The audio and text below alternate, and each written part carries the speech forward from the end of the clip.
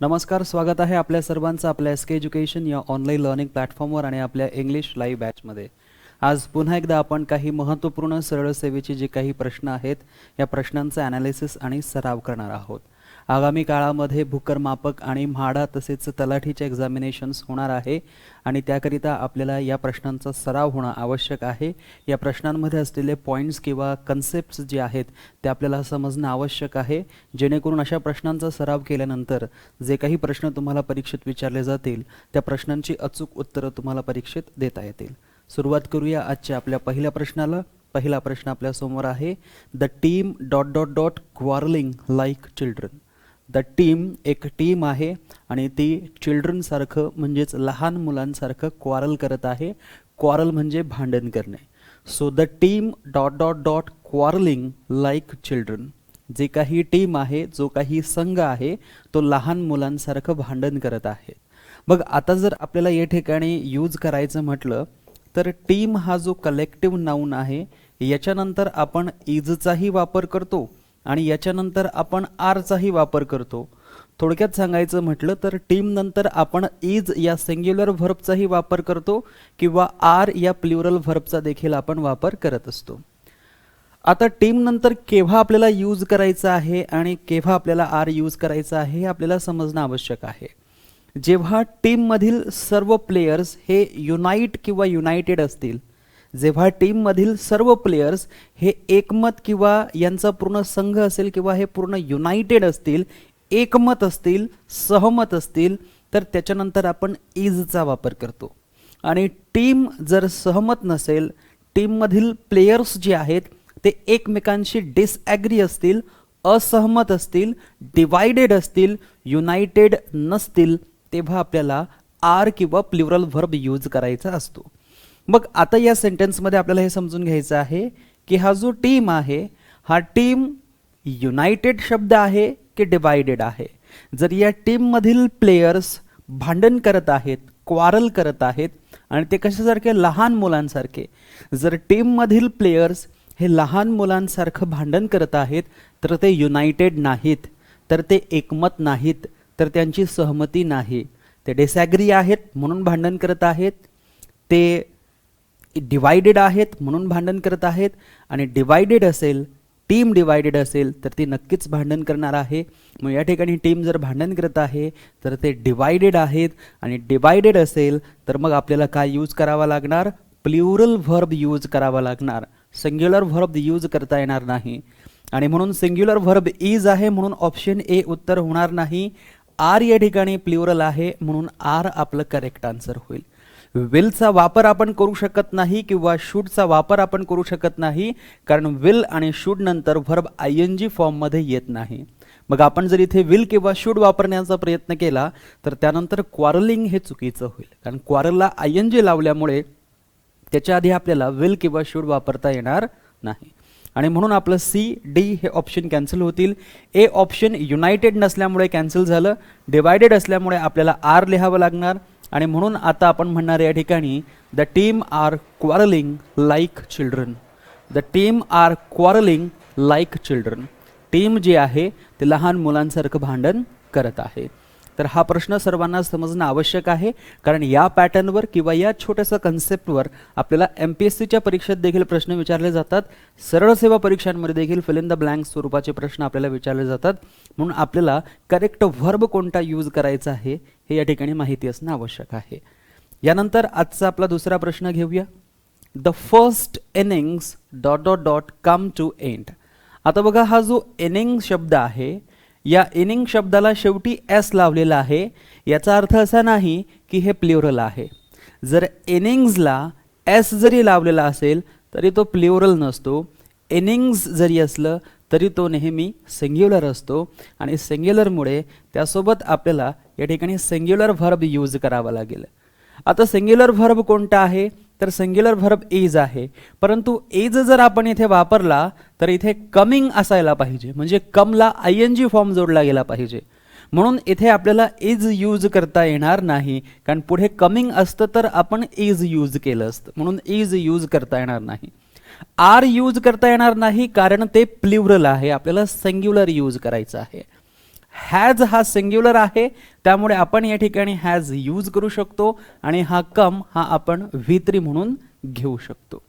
त्यानंतर हॅवचा वापर आपल्याला करता येणार नाही, कारण हे प्लुरल आहे, अनेक वचनी आहे. अनेक वचनी आपल्याला इनिंग्स नंतर घेता येणार नाही, म्हणून ऑप्शन सी मध्ये जो हॅज लिहिलेला आहे तोच आपला करेक्ट ऑप्शन किंवा तोच आपला करेक्ट वर्ब होणार. The first innings has come to end. पहिली जी इनिंग आहे ती संपलेली आहे. तर इनिंग्स हा शब्द सर्वांनी व्यवस्थित लक्षात ठेवायचा आहे. यानंतर पुढचा प्रश्न घ्या. 5 ... bananas were sold. आता बघा, ज्या वेळेस आपल्याला या ठिकाणी अशा प्रकारचा नंबर दिलेला असेल, 5 असेल, 6 असेल, 7 असेल, इवन 1 असेल, 2 असेल, 3 असेल, काहीही संख्या असेल, यानंतर जर आपल्याला डझन हा शब्द लिहायचा असेल तर तो नेहमी सिंग्युलर लिहावा लागणार. DOZEN, 5 dozen. 5 डझन. आपण या डझन शब्दाला एस लावू शकत नाही, कारण ते एकक आहे. ते काय आहे? एक एकक आहे आणि एककाला आपण प्लुरल बनवत नाही आणि म्हणून इथे फक्त आपण काय यूज करणार? डझन यूज करणार. डझनला जर एस लावला तर ते चुकीचं होणार. डझनला ॲपॅस्ट्रॉफी एस लावूनही आपण जोडू शकत नाही. डझन्सला फक्त ॲपॅस्ट्रॉफी लावूनही आपण काम चालवू शकत नाही. So 5 dozen bananas were sold. 5 dozen केळी जी आहे ती विकली गेली. सो आता या डझन शब्दानंतर जो काही आपला शब्द येणार आहे, यानंतर बनाना असेल तर तो प्लुरल मध्ये जाणार बनानाज. यानंतर की असेल तर ते कीज मध्ये जाणार. यानंतर ॲपल असेल तर ते ॲपल्स मध्ये जाणार. क्लिअर? सो डझन नंतर आपल्याला जोही नाऊन लिहायचा आहे तो कसा असला पाहिजे? प्लुरल काउंटेबल नाऊन, म्हणजे अनेक वचने नाम असलं पाहिजे. जसं बनानाज अनेक वचनी आहे, प्लुरल आहे, ते अगदी बरोबर आहे. सो या ठिकाणी आपल्याला डझन लिहावं लागेल, डझन्स लिहायचं नाही. हा छोटासा पॉइंट लक्षात ठेवायचा. पुढचा प्रश्न घ्या. 50 ... are grazing in the field. Grazing म्हणजे काय? चरत आहेत. इन द फील्ड म्हणजे काय? फील्डवर, शेतामध्ये. आता बघा, 50 ... are grazing in the field. 50 म्हणजे किती? 50 आहेत. मग 50 काय आहेत? तर 50 शीप आहेत, शिप्स आहेत, शीप आहे आणि शिप्स आहे. आता बघा, SHEEP, शीप सर्वांना माहिती असेल, ही काय असते? मेंढी. आणि SHIP आपल्याला माहिती असेल, याचा अर्थ होतो जहाज किंवा नाव. मग आता बघा, या ठिकाणी क्लिअरली सांगितलेलं आहे ग्रेझिंग म्हणजे चरत आहे. मग जहाज किंवा नाव चरू शकते का? नाही. म्हणजे SHIP वाला जे असेल ते आपलं कोणत्याही परिस्थितीत ऑप्शन होणार नाही. सो या ठिकाणी ऑप्शन सी कॅन्सल होणार, ऑप्शन डी देखील कॅन्सल होणार. आता 2 पर्याय शिल्लक आहेत, शीप आणि शिप्स. जर आपण पाहिलं तर इथे किती आहे? 50 आहेत. म्हणून आपल्याला काय घ्यावं लागणार? शीप घ्यावं लागणार. ए. आपण शिप्स असं म्हणू शकत नाही, कारण बऱ्याचदा इथे आपलं कन्फ्युजन होतं की शीपचं प्लुरल शिप्स होतं का? अजिबात नाही. शीप हा जो शब्द आहे हा सिंग्युलरही शीप असतो आणि प्लुरलमध्ये देखील हा शीपच असतो. याला एस जोडला जात नाही प्लुरल करण्यासाठी. सो सिंग्युलर म्हणजे देखील शीप होणार आणि प्लुरल असेल तरी देखील तो शीपच राहणार, त्याचा शिप्स होणार नाही. आणि म्हणून या ठिकाणी जरी 50 शीप असले तरी ते शिप्स असे लिहिले जाणार नाहीत. ते कसे लिहिले जातील? फक्त शीप असं लिहिलं जाईल. आणि म्हणून इथे कन्फ्युजन होऊ शकतं. बरेच विद्यार्थी इथे कन्फ्यूज होतात आणि शिप्स एस वाला लिहून येतात, की जो चुकीचा आहे. हा शिप्स इथे कधीही येणार नाही, फक्त येईल तो ऑप्शन ए मधला ship. So 50 sheep SHEEP are grazing in the field. हा छोटासा पॉइंट सर्वांनी व्यवस्थित लक्षात ठेवायचा आहे. यानंतर घेऊया आपला आजचा 5 नंबरचा प्रश्न. Fish ... in water. आता बघा, फिश जर एक असेल तरी देखील आपण फिश असंच म्हणतो आणि फिश जर एकापेक्षा जास्त असतील तरी देखील आपण त्यांना काय म्हणतो? फिशच म्हणतो. एक फिश जरी असली तरी आपण फिशच म्हणणार. एकापेक्षा जास्त फिश जरी असल्या तरी आपण फिश असंच म्हणणार. आणि म्हणून या ठिकाणी बघा, फिश लिहिलेलं आहे. आता या फिशच्या आधी जर आर्टिकल ए लिहिलं असतं तर आपल्याला समजलं असतं की हा फिश ए आहे, म्हणजे हा फिश एक आहे. परंतु याच्या आधी आर्टिकल ए लिहिलेलं नाही, याच्या आधी आर्टिकल ए लिहिलेलं नाही, म्हणून हे समजायचं की हा फिश जो आहे हा या ठिकाणी प्लुरल काउंटेबल नाउन आहे. म्हणजे हा फिश कसा आहे, एकापेक्षा जास्त आहेत, आणि एकापेक्षा जास्त असेल तर पुढे येणारा व्हर्ब जो असेल तो नेहमी कसा येणार, प्लुरल येणार. आणि म्हणून या ठिकाणी बघा प्लुरल व्हर्ब आहे स्विम, स्विम्स हा सिंग्युलर आहे. स्विमिंग डायरेक्टली येणार नाही, कारण फिश नंतर जर आर लिहिलेलं असतं तर आपण स्विमिंग लिहिलं असतं, म्हणून स्विमिंग येणार नाही. आणि डायरेक्टली V3 आपण सब्जेक्ट नंतर घेत नाही, म्हणून डी येणार नाही. म्हणून इथे आपल्याला फक्त काय लिहावं लागणार, fish swim in water, fish swim in water. आणि याचा अर्थ होतो अनेक फिश, याचा अर्थ होतो खूप सारे मासे, अनेक मासे. क्लिअर. सो याच्या आधी जर आर्टिकल ए चा वापर केलेला असेल तर समजायचं हा फिश किती आहे, एक. परंतु इथे आर्टिकल ए चा वापर केलेला नाही, म्हणून समजायचं की फिश एक नसून एकापेक्षा कसे आहेत, जास्त आहेत. ओके. यानंतर घेऊया आजचा 6 नंबरचा प्रश्न. Diabetes dot dot dot not a serious disease. आता बघा या ठिकाणी डायबिटीज लिहिलेला आहे आणि डायबिटीजच्या शेवटी आपल्याला हा एस दिसतोय. डायबिटीजच्या शेवटी जर आपल्याला एस दिसतोय तर कधी कधी आपल्याला असं वाटतं की हे प्लुरल असेल, परंतु हे प्लुरल नाही, अनेक वचनी नाही, हे सिंग्युलर आहे, एक वचनी आहे. आणि म्हणून डायबिटीज नंतर इज किंवा वॉज किंवा हॅज किंवा व्हर्बला एस लावून आपल्याला लिहावं लागतं.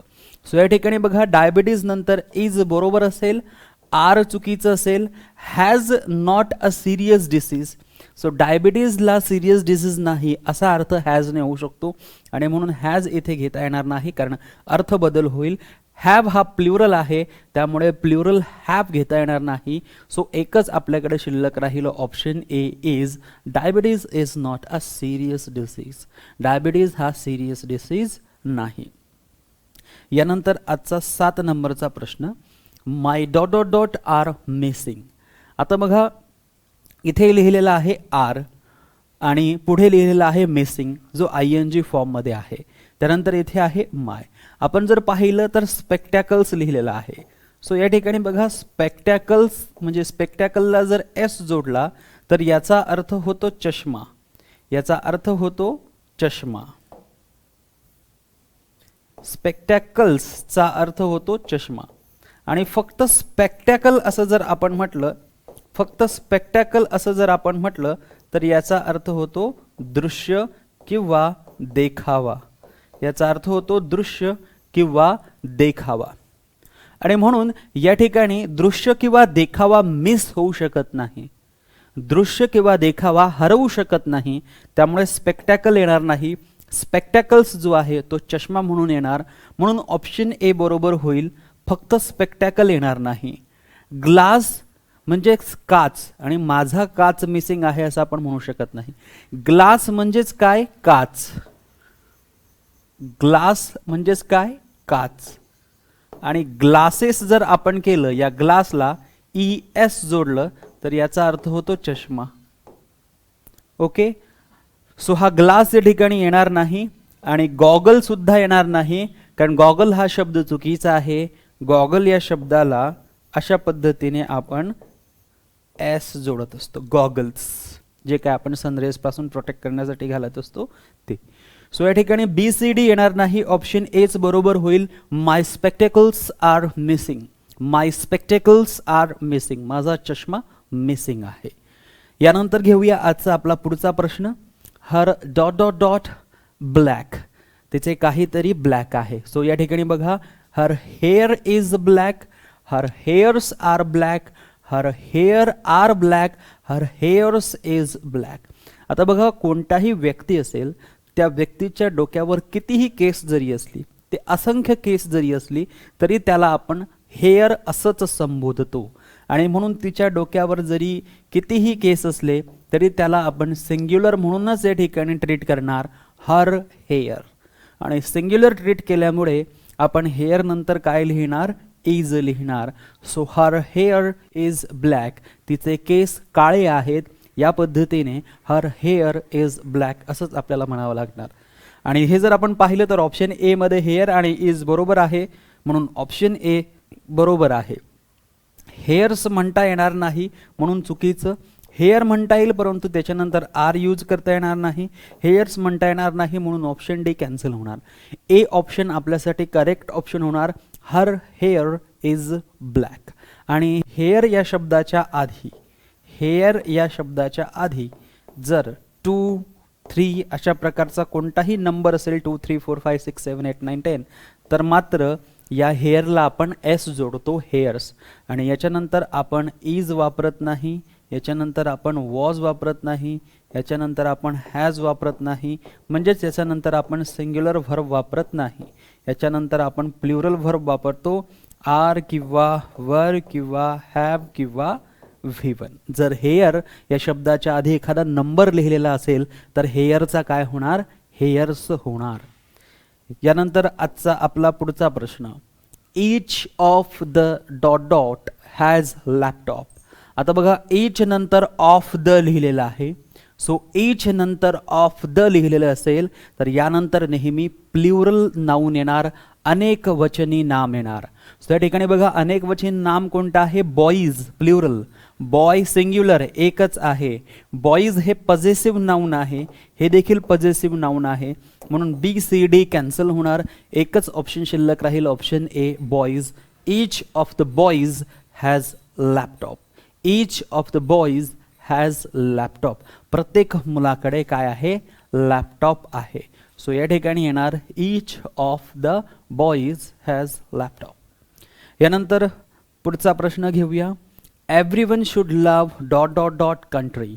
आता बघा ज्यावेळेस या ठिकाणी एव्हरीवन किंवा एव्हरीबडी, नो वन किंवा नोबडी, समवन किंवा समबडी येईल त्यावेळेस आपल्याला पुढे जो पजेसिव्ह यूज करायचा असतो हा पजेसिव्ह नेहमी हिज यूज करायचा असतो. So everyone should love his country. प्रत्येकाने आपल्या देशावर प्रेम केलं पाहिजे. सो इथे वन्स येणार नाही, देअर येणार नाही, हर येणार नाही, हिज ऑप्शन डी मध्ये आहे म्हणून ऑप्शन डी अगदी बरोबर आहे. आणि इथेच जर एव्हरीवनच्या ऐवजी फक्त वन असतं तर हिजच्या ऐवजी आपण काय लिहिलेलं असतं, वन्स लिहिलं असतं. हे सर्वांनी लक्षात घ्यायचं आहे.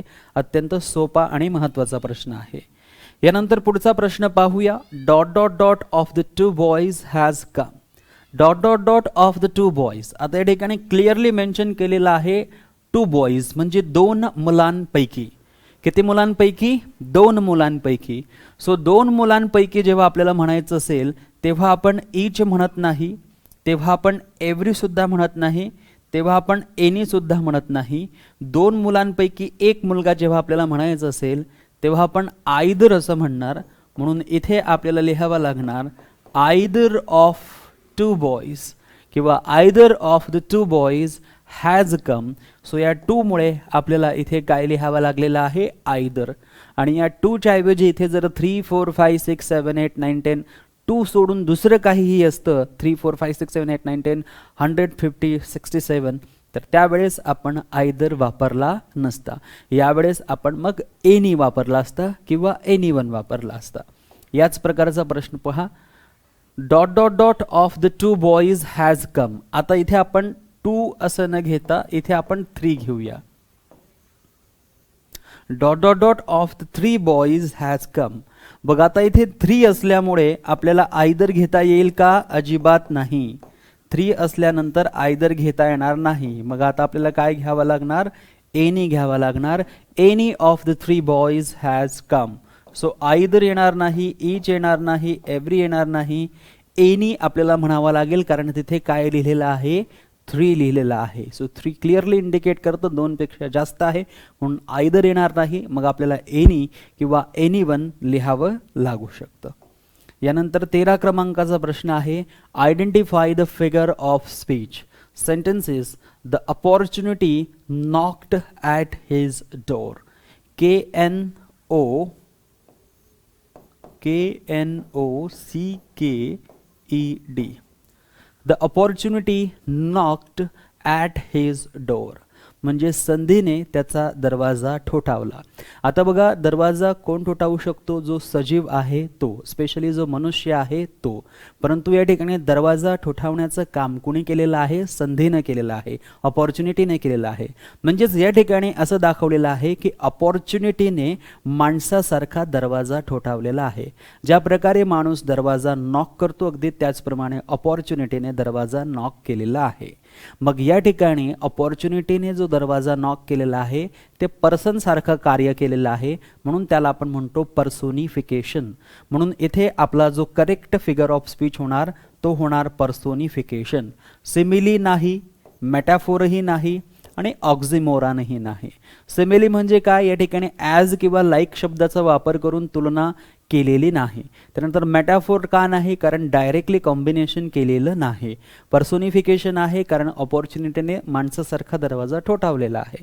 ऑक्झिमोरॉन, दोन विरुद्ध अर्थाचे शब्द एकाच सोबत वापरले गेलेले नाहीत, म्हणून ऑक्झिमोरॉन नाही. या ठिकाणी पर्सोनिफिकेशन हाच आपला करेक्ट फिगर ऑफ स्पीच होणार. यानंतर पुढचा प्रश्न सेम तोच आहे. Identify the figure of speech. He is the star of our class. तो आमच्या क्लासचा स्टार आहे. आता बघा, या ठिकाणी तो स्टार ऑफ अवर क्लास आणि सरळ सरळ कशाने लिंक केलेला आहे? इजने. इथे असं म्हटलेलं आहे की तो आमच्या क्लासचा तारा आहे. इथे असं म्हटलेलं आहे का की तो आमच्या क्लास, तो जो व्यक्ती आहे तो ताऱ्यासारखा आहे असं म्हटलेलं आहे का? लाईक स्टार म्हटलेलं आहे का? ॲज स्टार म्हटलेलं आहे का? नाही. सरळ सरळ म्हटलेलं आहे की he is the star of our class. तो आमच्या क्लासचा स्टार आहे. म्हणजेच हा फिगर ऑफ स्पीच असणार आहे मेटाफोर. सो सिमिली नाही, मेटाफोर करेक्ट होणार. या ठिकाणी तो व्यक्ती जो आहे स्वतः व्यक्ती आहे, त्यामुळे ह्युमन सारखं काम करणार आहे, त्यामध्ये काही नवल नाही, म्हणून पर्सोनिफिकेशन आपण घेऊ शकत नाही. ऑक्झिमोरॉनही घेऊ शकत नाही कारण दोन असे विरुद्ध अर्थाचे शब्द एकासोबतच वापरलेले नाहीत, म्हणून ऑक्झिमोरॉन नाही. क्लिअरली हा कोणता फिगर ऑफ स्पीच असणार आहे? मेटाफोर हा फिगर ऑफ स्पीच असणार आहे. त्यानंतर बघा, he is as brave as lion. आता इथे बघा, ही इज लायन असं म्हटलेलं आहे की he is as brave as lion असं म्हटलेलं आहे. तर इथे म्हटलेलं आहे he is as brave as lion. So as brave as lion सारखा ब्रेव्ह आहे, त्यामुळे आता हा अलंकार कोणता होणार? सिमिली हा अलंकार होणार. जर इथे ही इज लाईक लायन असं म्हटलं असतं किंवा he is as brave as lion असं म्हटलेलं आहे, म्हणून हा सिमिली अलंकार आहे. जर इथे ॲज ब्रेव्ह ॲज असं नसतं आणि सरळ सरळ ही इज लायन असं म्हटलं असतं तर हा मेटाफोर अलंकार झाला असता. परंतु इथे ॲज ब्रेव्ह ॲज म्हटल्यामुळे इथे सिमिली अलंकार होणार. मेटाफोर, पर्सोनिफिकेशन आणि ऑक्झिमोरॉन होणार नाही, कारण डायरेक्टली तुलना केलेली नाही म्हणून मेटाफोर नाही.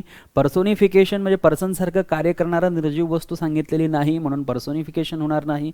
दोन विरुद्ध अर्थाचे शब्द एकत्र आलेले नाही म्हणून ऑक्झिमोरॉन हा अलंकार देखील होणार नाही. पुढचा प्रश्न घेऊया. Identify the figure of speech. I have told him million times not to irritate me. मी त्याला मिलियन टाइम्स सांगितलेलं आहे की मला इरिटेट करू नकोस. सो या ठिकाणी बघा, किती वेळेस सांगितलं असेल? जास्तीत जास्त 10 वेळेस, 15 वेळेस, 20 वेळेस, 25 वेळेस, 50 वेळेस. मिलियन टाइम्स कुणीही सांगू शकत नाही. त्यामुळे हे या ठिकाणी एक अतिशयोक्ती आहे की मी मिलियन टाइम्स त्याला सांगितलेलं आहे की मला इरिटेट करू नको. म्हणजे मिलियन टाइम्स सांगणं ही एक अतिशयोक्ती आहे आणि अतिशयोक्तीसाठी आपण म्हणत असतो हायपरबोल हा फिगर ऑफ स्पीच आहे. त्यामुळे या ठिकाणी सिमिली होणार नाही कारण तुलना केलेली नाही, डायरेक्ट तुलना नाही म्हणून मेटाफोर नाही. हायपरबोल अतिशयोक्ती अलंकार होईल. ऑनोमॅटोपिया होणार नाही. ऑनोमॅटोपिया हा अलंकार हा फिगर ऑफ स्पीच केव्हा दिला जातो? जेव्हा एखादा पक्षी असेल, तो काही गुणगुणत असेल आणि त्याचा जो आवाज असेल किंवा दरवाजा असेल, दरवाजाचा जो आवाज होतो, नॉक नॉक असा आवाज आपण, किंवा बेल रिंग होत असेल किंवा पक्ष्यांचे जे आवाज त्या ठिकाणी सांगितले असतील तर तेव्हा आपण ऑनोमॅटोपिया हा अलंकार घेत असतो. इथे अशा प्रकारचं काहीही दिसत नाही म्हणून ऑनोमॅटोपिया हा अलंकार होणार नाही. त्यानंतर पुढे जाऊया. Identify the figure of speech.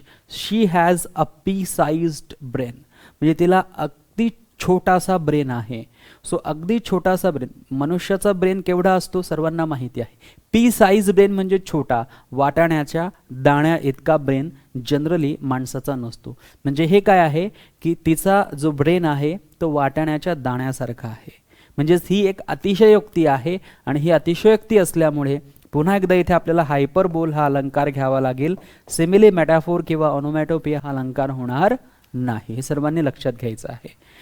यानंतर पुढचा प्रश्न घेऊया. Identify the figure of speech. The buzzing bee flew over my head. Bee सर्वांना माहिती आहे मधमाशी, आणि मधमाशी कसा आवाज करत चालते, बज असा आवाज करत चालते.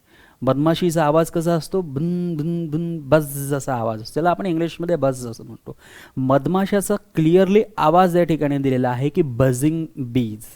बझिंग बीज आहे म्हणजे क्लिअरली एखाद्या प्राण्याचा साऊंड असेल, पक्ष्याचा साऊंड असेल, इन्सेक्टचा साऊंड त्याच्यासोबत दिलेला असेल तर मग आपल्याला ऑनोमॅटोपिया हा अलंकार घ्यावा लागतो. बाकीची ही सर्व अलंकार या ठिकाणी काय होणार, चुकीचे होणार. तर ही प्रश्न तुम्हाला जशीची तशी विचारले जाऊ शकतात फिगर ऑफ स्पीचची, कारण याचे लिमिटेड एक्झाम्पल्स असतात आणि हेच लिमिटेड एक्झाम्पल्स आपल्याला वारंवार परीक्षेमध्ये रिपीट होताना दिसतात. यानंतर आजचा आपला पुढचा प्रश्न घेऊया. Identify the figure of speech. Time is money. आता सरळ सरळ काय सांगितलेलं आहे की टाइम काय आहे, मनी आहे. म्हणजे टाइम सरळ सरळ मनी आहे. टाइम इज लाईक मनी किंवा टाइम इज ॲज मनी असं म्हटलेलं नाही आहे. सरळ सरळ टाईमची तुलना मनीसोबत केलेली आहे. म्हणजे हा एक मेटाफोर फिगर ऑफ स्पीच आहे. हा सिमिली होणार नाही, हायपरबोल किंवा ऑनोमॅटोपिया होणार नाही. सरळ सरळ हा मेटाफोर फिगर ऑफ स्पीच होणार. क्लिअर आहे. Time is money, metaphor. त्यानंतर शेवटचा प्रश्न. Identify the figure of speech and the sentences. It is raining cats and dogs. इथे असं म्हटलेलं आहे का की it is raining like cats and dogs? नाही, लाईक हा शब्द नाही, म्हणून या ठिकाणी सिमिली होणार नाही. रेनिंग कॅट्स अँड डॉग्स म्हणजे काय, मुसळधार पाऊस पडणे. मुसळधार पाऊस पडत आहे म्हणजे या ठिकाणी रेनिंग कॅट्स अँड डॉग्स अगदी बरोबर आहे. सो म्हणून आपण म्हणू शकतो की हा एक मेटाफोर अलंकार आहे. ही अतिशयोक्ती आहे का, मुसळधार पाऊस पडणे ही अतिशयोक्ती असू शकते का, अजिबात नाही, कारण मुसळधार पाऊस पडत असतो आणि म्हणून आपण याला हायपरबोल असं म्हणणार नाही. आणि मुसळधार पावसाचा आवाजही या ठिकाणी दिलेला नाही, म्हणून ओनोमॅटोपिया हा अलंकार होणार नाही. एकच शिल्लक राहिलं, मेटाफोर, आणि तोच आपला करेक्ट फिगर ऑफ स्पीच होणार. या प्रकारचे काही महत्त्वपूर्ण प्रश्न आज आपण पाहिले की जे सिंग्युलर, प्लुरल, नाउन किंवा व्हर्बशी रिलेटेड होते ते देखील आपण पाहिले. फिगर ऑफ स्पीचचे महत्त्वपूर्ण प्रश्न जे होते ते देखील आपण या ठिकाणी पाहिलेले आहेत. कोणाला काही अडचण असेल, काही कमेंट बॉक्समध्ये टाईप करायचं असेल तर आपण टाईप करू शकतात.